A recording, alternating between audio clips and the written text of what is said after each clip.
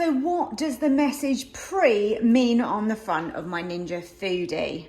So you're going to get this message when you are using the combi steam modes, which are using steam, like steam meal, steam air fry, steam roast, steam bake and steam bread.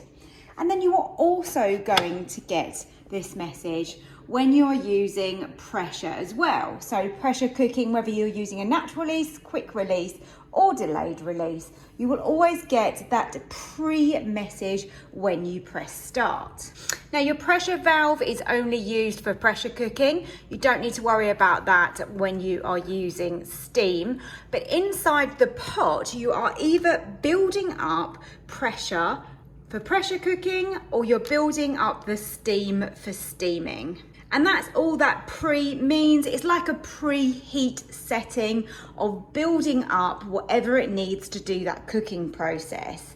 And then what will happen is it will start the cook time that you have set. So it will start counting down, or if you're using the probe in the machine, then it will start counting up on your screen with the temperature.